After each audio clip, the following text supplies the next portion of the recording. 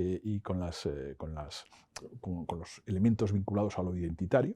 Es decir, y el contrato era ese, es decir, usted esté callado, no se meta en políticas, que es lo que le hubieran dicho unos cuantos años antes en el franquismo, y no pasa nada.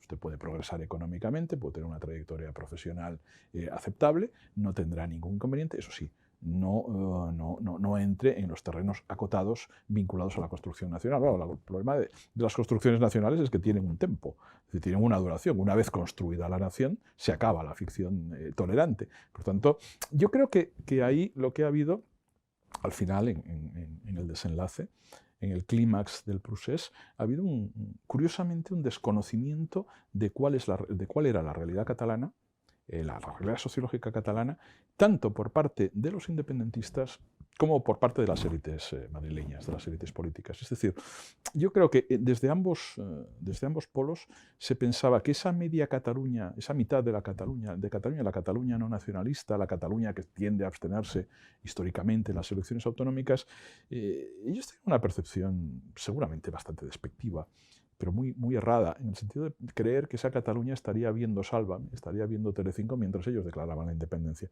Ellos consideraban que no iba a haber en fin, un entusiasmo activo por parte de esa población hacia la proclamación de la República Catalana, pero que no habría una hostilidad expresa, manifiesta y en las calles. No habría una oposición visualizable por parte, entre otros actores, de los observadores internacionales. Y esa misma idea yo tiendo a creer que también en alguna medida de esa idea participaban las élites madrileñas. El pensar que Cataluña está perdida. Muchos te lo decían en privado, no hay nada que hacer con Cataluña, pero eso te lo decían hace un mes, no te lo decían hace 10 años. Es decir, bueno, en Cataluña no hay nada que hacer, en Cataluña ellos lo son todo, son completamente hegemónicos, dominantes y no hay oposición. Pero después se demostró que sí hay oposición. Llegado el momento crítico salió 1 millón de personas a la calle y con banderas de España. Hemos visto escenas que yo creo que desde la pérdida de las Islas Carolinas, por parte decir, el acoso que hubo por parte del Imperio Alemán a las Islas Carolinas, eso está en el Diario de Barcelona, estoy hablando de mediados del siglo XIX, hubo una gran manifestación españolista no existía ni la Plaza Cataluña porque todavía no se había hecho el ensanche, las Ramblas. Bueno, yo creo que desde aquella época, o sea, mediados del XIX, no había habido nada homologable, similar a estas grandes movilizaciones de masas españolas y españolistas. Esto ha cambiado la percepción de todo el mundo, ha cambiado la percepción de los golpistas. Los golpistas se dieron cuenta de que su principal problema estaba dentro de Cataluña, que no estaba en Madrid, y que, desde luego, no había nada remotamente parecido a una mayoría social catalana dispuesta a embarcarse en esa aventura. A conceptos como la identidad y el arraigo, que cuando los planteas en unos términos extremos, se parecen bastante. Es decir, hay una interpelación parlamentaria de los finales de los años 90 al Parlamento de Cataluña. Está Jordi Pujol de presidente, lo interpela Manuela de Madre, diputada del PSC, de origen andaluz. Y en el rifirrafe parlamentario de las réplicas y las contrarréplicas, en un momento Pujol se irrita y le dice, mire, yo llevo 500 años aquí, usted lleva 50. Y la otra se calla. ¿Qué quiere decir? Yo llevo 500 años aquí porque me apellido Pujol y Soleil y la otra se llama de Madre y Pérez o y García o y Fernández. No estamos hablando de ADN, evidentemente, no estamos hablando de racismo, no estamos hablando de, en fin, nada que tenga que ver con aquellas cuestiones, pero estamos muy cerca.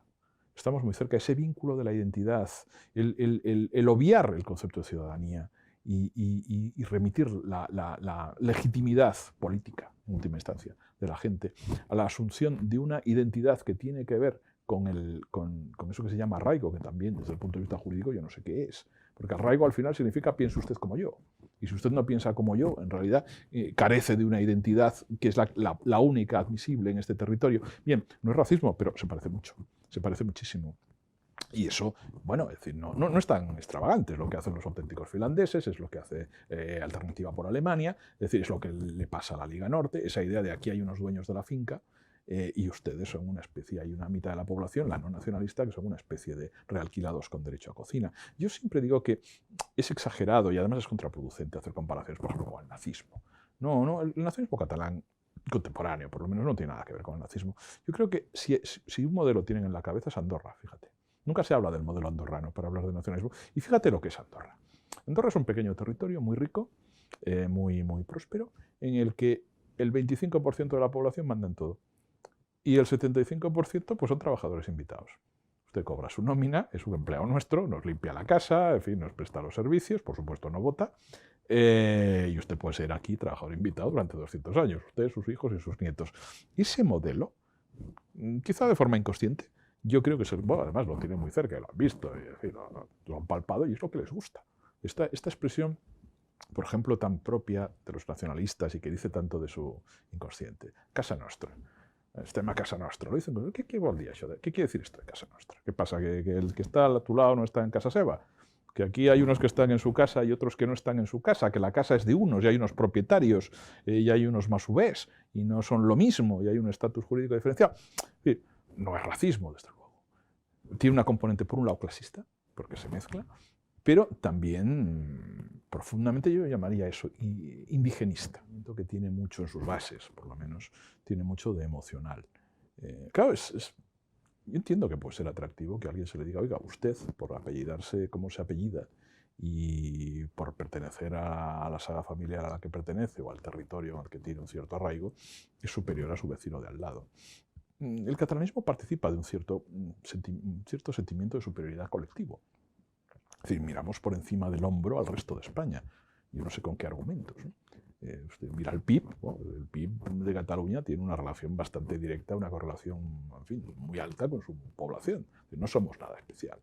Quizá es el recuerdo de viejas glorias, ¿no? La pervivencia de aquellas viejas glorias, la saga de los ríos, aquellas cosas del siglo XIX, el textil, eso estuvo muy bien. El arancel Cambó, es evidente, es decir, la fábrica de España, pero todo eso está en los libros de historia. La realidad catalana actual, pues bueno, es una comunidad más o menos próspera, como otras del conjunto español, pero que no tiene nada singular, ¿no? Queda esa mentalidad, que a veces a mí me hace pensar en esa mentalidad supremacista del sur, ¿no? Los blancos del sur empobrecidos, pero soy más rico que los negros que están aquí al lado conviviendo conmigo, ¿no? Y nosotros fuimos algo en la época de las plantaciones, ahora somos la América pobre, en realidad. Pero mantenemos ese orgullo altivo, ¿no? Que tiene algo de hijo de algo, ¿no? Una cosa muy española, por lo demás. Hay una componente en ese supremacismo, en esa psicología de sentimiento de superioridad, hay un elemento de esas características. Se puede cambiar eso que me estás diciendo, es decir, se puede cambiar esa mentalidad colectiva o de la que participa gran parte de la comunidad nacionalista. Hombre, las mentalidades cambian. A lo largo de la historia cambian, esos cambios son muy lentos. Yo estoy convencido de que, por desgracia, la gente de nuestra generación, yo tengo 56 años, yo no volveré a vivir a una Cataluña, a una Barcelona, por lo menos que es mi ciudad, tal como la conocí en los años 70 o en los años 80. Es decir, esa radicalización de las generaciones que no vivieron el franquismo. Fíjate que es curioso, los que han participado en esta aventura, en el fondo pueril, ¿no? Pensar que puedes acabar con un Estado que tiene 500 años con unas cancioncitas de Lluís Llach y haciendo unos castells y con unas velitas. Al final con 17.000 Mossos d'Esquadra también, pero en fin, había una componente muy kitsch, muy cumbayá, muy pueril en última instancia, ¿no? Puedes cambiar eso, puedes cambiar la mentalidad del hijo de Junqueras, digo el hijo, no el padre, o del nieto de Junqueras, va a ser difícil. Yo creo que en 2 generaciones vamos a tener que convivir con ese supremacismo residual, ¿no? Son procesos largos. No se ha resuelto el problema, se ha resuelto un problema de orden público y un problema político inmediato. Ahora, cambiar esas mentalidades. Fíjate, en el sur de Estados Unidos, pese a toda la acción de los gobiernos federales para acabar con esas mentalidades, con el supremacismo, no se ha podido. Es decir, sigue habiendo problemas ahora mismo. Yo creo que el catalanismo al final es triste, pero acaba en eso. Ha acabado siendo un movimiento supremacista sin ningún tipo de proyecto ni para España, que lo tuvo en su día, la España gran, eso en fin, ya se les olvidó hace muchísimo tiempo, pero tampoco tiene ningún proyecto para Cataluña, salvo arruinarla. Hay una fascinación histórica hacia el nacionalismo vasco. Nacionalismo vasco, y cuando hablamos de nacionalismo vasco hablamos de ETA, no estamos hablando del PNV, estamos hablando de la Kale Borroka, de la fascinación frente a lo que ellos llaman la lucha armada, el terrorismo, y el protagonismo que tenía en la sociedad española el nacionalismo vasco, que dejaba en un segundo plano al catalán, que históricamente había sido mucho más importante que el vasco en su momento germinal y sobre todo en tiempo de la República, ¿no? Existió esa fascinación. Y yo creo que esa inercia sigue existiendo, ¿no? Es decir, que llegue Otegi a Barcelona y se ha recibido como un héroe en las calles, aparte de demostrar una cierta idiotez colectiva por parte de las personas que se hacían selfies. O sea, hay un elemento de estupidez posmoderna, ¿no? Es decir, la gente se hace selfies con cualquiera que salga en televisión. Yo creo que si un asesino en serie fuese a esa manifestación también se harían selfies a algunos personajes, ¿no? Porque lo han visto en la tele, ¿no? La televisión aporta ese elemento de legitimidad plástica. Pero después está eso, ¿no? Está la fascinación de los sectores más extremos, que ahora mismo es el PDeCAT, pero de los sectores más extremos del catalanismo hacia el mundo de la violencia nacionalista y hacia ETA, ¿no?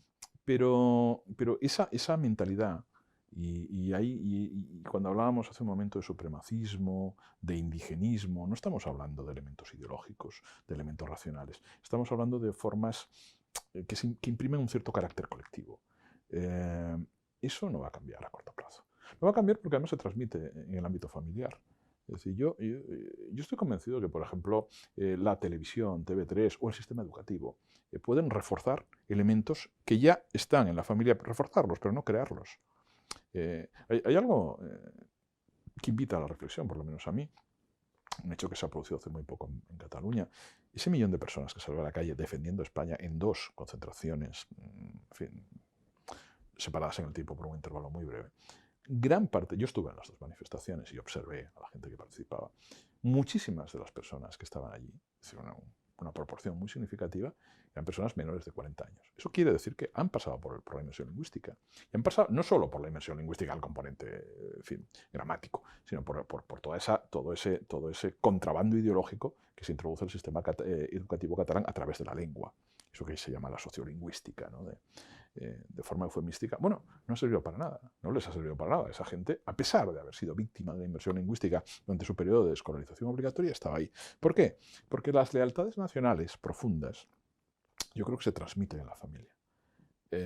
Para bien y para mal. Es decir, tanto el españolismo como el catalanismo. Y después hay elementos, medios de comunicación, el sistema educativo, etcétera, que lo pueden reforzar.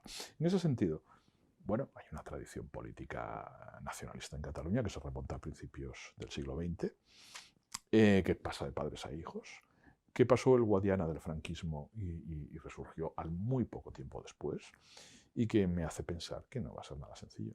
No va a ser nada sencillo. Yo antes te decía, y es muy pesimista, es muy triste decir, yo no lo voy a vivir. Estoy seguro de que no lo voy a vivir. Es decir, yo no viviré una Cataluña normal. No.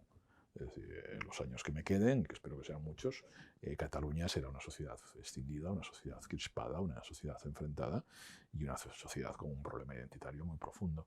¿Qué se puede hacer? Hombre, se puede hacer lo que no se ha hecho en estos últimos 40 años. ¿Y qué no se ha hecho? Pues básicamente lo que no se ha hecho es que el Estado tuviese una presencia en Cataluña. Tú sabes, Alex, yo fui profesor de instituto en Cataluña. Recuerdo una pregunta que me hizo una vez y me dejó muy impactado. Un alumno muy cerca de Vic, en La Garriga. La Garriga es el pueblo de Albert Rivera. Yo trabajé en ese instituto y un alumno de unos 18 años me preguntó, pero yo soy español. Y yo pensé, no puede ser que me está preguntando esto, ¿no? Y dije, bueno, claro. Dice, no, pero somos españoles. Claro, yo era el facha del instituto, ¿no? No era nacionalista y eso inmediatamente tenía una traducción directa al facha, extravagante, ya se sabe, ¿no? Personaje pintoresco. Entonces le estuve explicando que sí, pero claro, después piensas, a ver, no es tan raro. Este chico no ha visto el Estado. O sea, si tú vives en Vic o si vives en La Garriga, sabes que existe la Generalitat. Cualquier servicio público institucional es la Generalitat. La policía es la policía autonómica, los Mossos d'Esquadra. ¿El Estado dónde está? El Estado lo ves a veces en la televisión, pero solo en la televisión. Claro, un Estado que solo existe en la televisión, un Estado virtual, realmente no existe. El proceso de desconexión que han realizado los nacionalistas en la Cataluña profunda durante los últimos 25 años ha sido factible, entre otras cosas, por la deserción del Estado. Es algo tan elemental como que tú veas a la policía. Un símbolo del Estado no deja de ser el monopolio legítimo de la violencia, así se define. Bueno, que tú veas coches de policía, algo que yo estoy viendo ahora en Barcelona los últimos días y además que celebro. Eso que veas coches de policía por Barcelona, de la Policía Nacional. Bueno, eso te indica que el Estado existe. Tú sabes que los gobiernos, distintos gobiernos de España, tanto del PP como del PSOE, pactaban en tiempos de Pujol que los ministros no fuesen a Barcelona. Y que si fuesen a Barcelona fuesen en la clandestinidad. O sea, que no hubiese un coche oficial pasando por las calles con sirenas. Eso no lo percibías. Por tanto, que el Estado haga acto, bueno, ahora ha hecho acto de presencia, además de una forma bastante aparatosa, ¿no? Pero más allá de la circunstancia del 155, que el Estado venga y que se quede, y que permanezca. Alguien decía hace poco, hacía una propuesta que me pareció inteligente, y es que el jefe del Estado debería pasar temporadas en Cataluña. El jefe del Estado dispone de palacios, incluso en Barcelona, dispone de palacios, es príncipe de Gerona. Pues que la Casa Real tenga una presencia en un territorio español, eso es muy importante desde el punto de vista simbólico y desde el punto de vista de identificación de la población. En ese sentido, en el plano de lo simbólico, de lo gestual, de lo mediático, hay muchísimas cosas a hacer. Eso para empezar. Y se retroalimenta. Y digo que es especialmente perverso para ellos, porque una parte significativa de la responsabilidad de lo que acaba de pasar, que es gravísimo, estoy hablando desde una perspectiva histórica, es gravísimo lo que nos acaba de pasar en Cataluña. Es decir, Cataluña se puede arruinar, las principales empresas se han marchado, esto no es ninguna broma, ni una charlotada de 4 nacionalistas iluminados, es decir, esto es un proceso en fin, tendrá un antes y un después. Pues gran parte de esa responsabilidad, gran parte de la enajenación del presidente de la Generalitat y del gobierno de la Generalitat tiene que ver con el papel de los palmeros mediáticos nacionalistas. Aquí se ha creado una realidad virtual y los agitadores, los intelectuales orgánicos del nacionalismo, les han estado diciendo, no solo, no solo en una labor propagandística para convencer a las bases sociales, sino a las propias élites, les han estado diciendo a todas horas desde los medios de comunicación que se podía dar un golpe de Estado tranquilamente y restituir un Estado que es el más antiguo de Europa o de los más antiguos de Europa tranquilamente, sin ningún problema y sin que el Estado fuese a reaccionar. Es decir, tú puedes pensar, bueno, ¿cómo alguien se puede tomar eso en serio? Tú lo puedes decir. Es decir, Artur Mas decía aquello win-win, ¿no? Esto ganamos siempre, win-win, pero mira, como 6 millones, win-win. Pero esto no te lo puedes creer. ¿Cómo es posible que se lo llegara? ¿Cómo es posible que Junqueras, un señor hecho y derecho, mayor de edad, adulto, padre de familia, se pueda creer que puedes declarar un golpe de Estado así, diciendo, he roto España porque he firmado un papelito en el Parlamento con la señora Forcadell, y pensar que puedes hacerlo y que no va a tener consecuencias y que no vas a ir a la cárcel y que no te van a procesar? Es decir, ese nivel cercano a la locura, por lo menos a la locura política. Yo entiendo que es un golpe de Estado si tienes una división acorazada Brunete detrás, o si el señor que tenían de jefe de los Mossos de Escuadra, que he conseguido ya olvidar su apellido, lo cual está muy bien, creo que sea Trapero, dice, bueno, el señor Trapero tuviese, en fin, no sé, una capacidad de fuego razonable como para resistir una temporada al ejército español o escenarios bélicos de ese orden. Pero tú no tienes nada, tienes unas velitas, unas canciones de Lluís Llach. ¿Cómo puedes pensar en serio?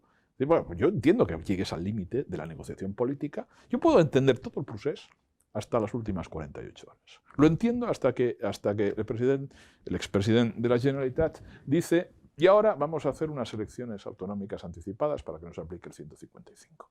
Y voy a convocar una rueda de prensa dentro de 1 hora. Y después la aplazo media hora. Y después la aplazo 1 hora y media. Y después la aplazo 2 horas. Y después digo, no hay rueda de prensa. Y después digo, no hay elecciones anticipadas. Ahí ya es cuando no lo entiendo. Ahí es cuando yo no lo entiendo, para estar completamente loco. Para decir, bueno, ya no hay elecciones anticipadas, consecuentemente declaro la República Catalana y venzo al Estado español, que se rendirá a mis pies, puesto que, claro, los voy a convencer con los discos de Lluís Llach. Esa enajenación tiene que ver con ese universo virtual en el que viven. Y ese universo virtual lo alimentan a diario sus creadores de opinión. Personajes perfectamente desconocidos e ignotos en Madrid.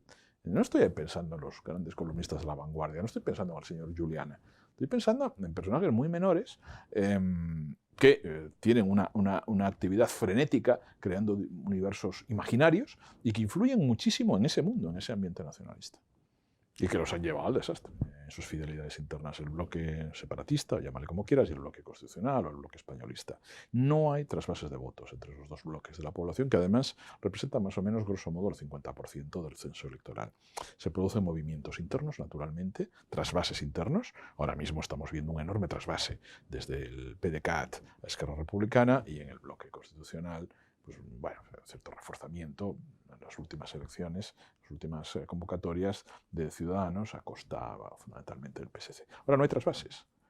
Consecuentemente no va a haber ningún movimiento. Piensa que las 2 últimas convocatorias tuvieron carácter plebiscitario, porque así lo quiso el bloque independentista. En las últimas elecciones, te lo digo de memoria, pero votó el 75% del censo. Eso es muchísimo. Eso es un nivel que no se da en España, en el conjunto de España. ¿Qué puede pasar ahora? Hombre, si votó el 75 en las últimas, podemos llegar al 80, apurándolo mucho. Podemos llegar a pequeñas bolsas abstencionistas crónicas que, alarmadas ante el cariz que han tomado los acontecimientos, pueden animarse a participar en unas autonómicas. Pero son pequeñas bolsas. Es decir, el grueso está definido. ¿Qué podía alterar los resultados? Quizá, y quiero ser optimista, en el ámbito del nacionalismo radical, un cierto desencanto, que naturalmente se tiene que haber producido. Hubo mucha gente que pensó en serio que la República iba adelante. Que los sectores más extremos, los más implicados emocionalmente, los que han sufrido un desgaste incluso personal más alto, que ahí hubiese una bolsa de abstencionistas potencial. Bueno, mira, puede ser. Yo me fijo mucho en el último icono, que es un lazo amarillo que se ponen los nacionalistas en la chaqueta como expresión de solidaridad con los golpistas. Hay muy pocos. Sorprendentemente hay muy pocos por Barcelona. Sí, te los encuentras. Yo vivo en Ensanche, una zona muy convergente. Ves personas realmente de mediana edad, algunos con el lazo, pero muy pocos. ¿Qué quiere decir eso? ¿Que hay poca gente que participe de eso? No. No, son muchos. En ese barrio en concreto es la mayoría. Lo que hay es, yo creo, un cierto desencanto, un cierto desánimo, un cierto aterrizaje en la realidad. ¿Que eso se pueda traducir en abstención nacionalista? Crucemos los dedos y esperemos que sí. Golpes de Estado en Cataluña, en España se dan en catalán y la Constitución se defiende en castellano. Eso es una evidencia estadística, no es una opinión personal mía. La altísima correlación entre lengua catalana como primera lengua o lengua familiar y el voto a partidos independentistas, eso está en todas las catas demoscópicas. Hay datos del Centro de Estudios de Opinión de la propia Generalitat y las encuestas privadas reflejan lo mismo. La mayor parte del electorado de los partidos constitucionales, tanto del PSC como del Partido Popular como de Ciudadanos, tiene como lengua maternal castellano y, eso es su contrario, en los partidos independentistas es el catalán. Eso es así. Hemos conseguido han conseguido los nacionalistas dividir a la sociedad en función de la lengua, de la lengua materna, y esa es una de sus responsabilidades, naturalmente. Ahora, es una evidencia.